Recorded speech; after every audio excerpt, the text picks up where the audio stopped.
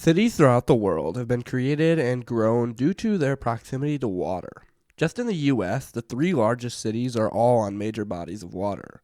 From river connections to important ports, it plays a major role in the location of pretty much every city. So access to this water that has created your city is also important, right?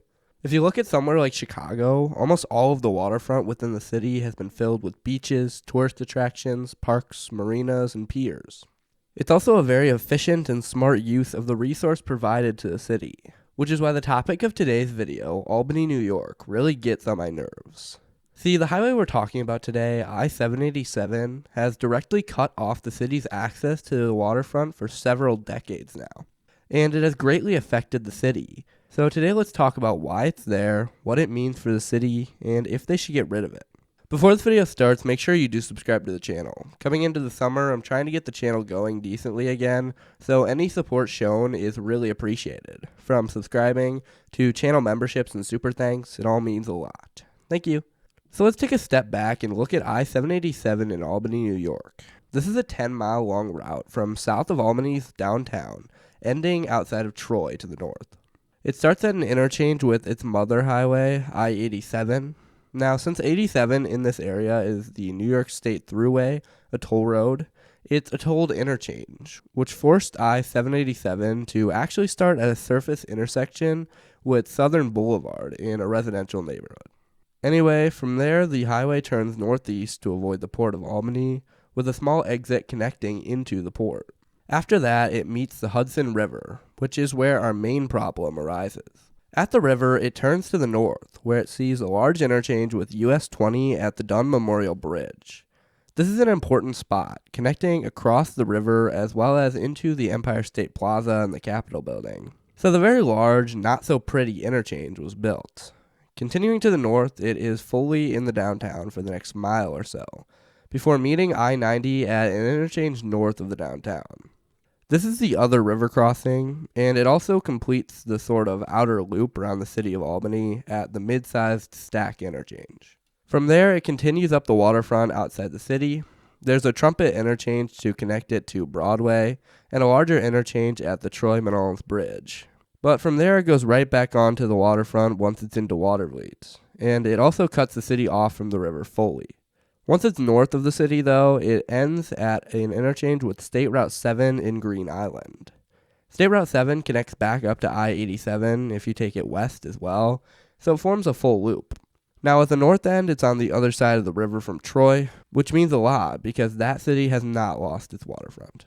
Throughout my teenage years, my family's experiences with identity theft left a lasting impact on me. It started when someone managed to access my parents' credit card and charged thousands of dollars to our accounts. My parents were shocked by how effortlessly this person infiltrated their finances, and it instilled a deep sense of paranoia in me about online security. I've also dealt with experiences related to entering info into fake websites, which has only heightened my anxiety about protecting my sensitive data online. As I got older and began to establish my own online presence, I can't shake the feeling of unease every time I type my name into a search engine. The results populate with an alarming amount of personal information, and I can't help but wonder who else has access to these details and what they might do with them. That's why I've been using Aura, the sponsor of today's video. Aura is an all-in-one solution that protects me and my family from the online threats we can't see. They monitor data brokers and automatically submit opt-out requests on my behalf, ensuring that my personal information isn't being sold to scammers or other sketchy third parties. But Aura does so much more than just clean up my digital footprint. They offer a range of features, including antivirus protection, a VPN, password management, and even identity theft insurance. With Aura, I have the peace of mind knowing that I have a comprehensive security system working around the clock to keep my sensitive data safe. I value my privacy, and I also value yours. If you want to take control of your online security, go to aura.com/beaver to start your 2-week free trial. Also linked below in the description. The city was built in the early 1960s, with the portions south of the downtown being built first.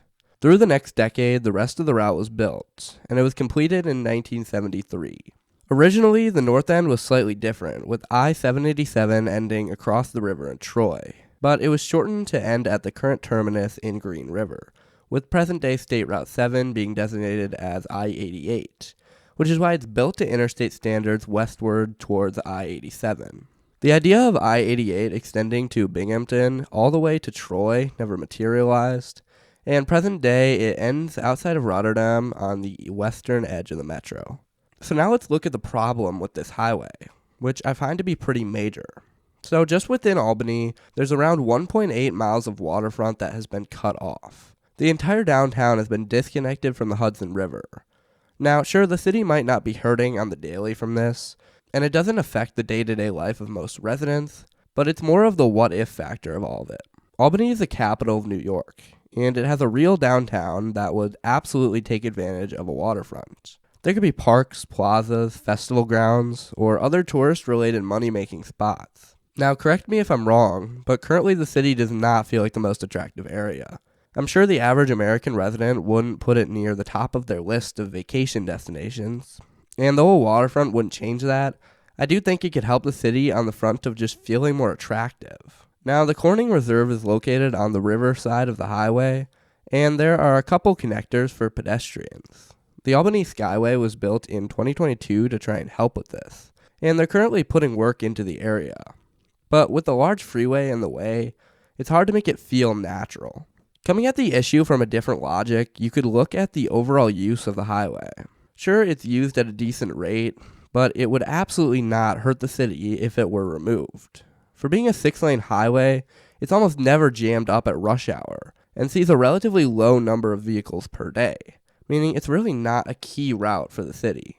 With a lot of highways in the country that have seen a lot of bad press and controversy, whether it comes from a logical place or not, the route still sees major traffic and serves a purpose for the area.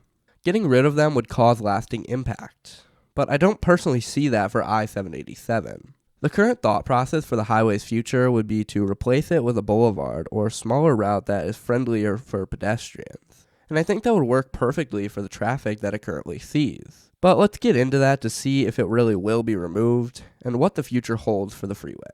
So the highway has been controversial basically since the beginning, with certain people always pushing for it to be removed. Most majorly though, as other freeways in upstate New York began to be demolished, people looked to Albany to continue the trend. In 2016, New York Assemblymember Patricia Fay pushed for the highway to be demolished and replaced with an at-grade highway, and plans were put forward for it in 2019. For those things to happen, though, it required the Hudson Waterfront Corridor Study, which took place to put forward recommendations for improvements to the highway. This plan was more for making the freeway friendlier for pedestrians and making better connections, rather than destroying it altogether. And no significant changes were immediately put forward, like putting it underground or turning it into a boulevard. But with the plans that were put forward, the study finally showed a potential at-grade road along the route. So now, with the Reimagining I-787 project, the city is ongoing in finding out how to solve the situation, and they're attempting to put the idea for the boulevard into action. Now, to be fair to both sides, you can look at it from the other side of things, and you can say that it might not be the best idea. The city of Albany isn't dying because of this highway, and there are 78,000 vehicles traveling through the downtown every day on 787.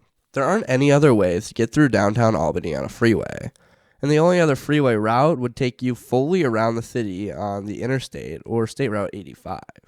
This would force cars onto at-grade roads and may cause problems for the city.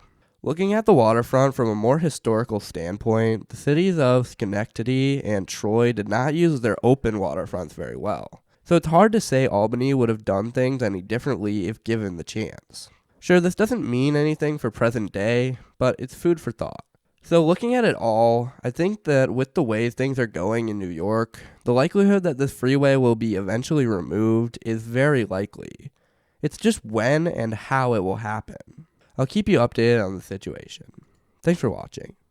Thank you to the members this week: Jerome McCall, Haystack, Makita Martinov, KMS162, JL, Sergey C17, Bryson, Dominic Psyche, Rosebud 4, Jeremy Jarvis, Christopher DeAngelis, Darkbird, Pig Pasty, Jeremy Crone, Wolfling73, Snyder Swine, Florida Jake, Benjamin Whitings, Ryan Devins, and Hazev the Wolf. I appreciate you all so much. You do so much for the channel. The continued support on the channel is so appreciated.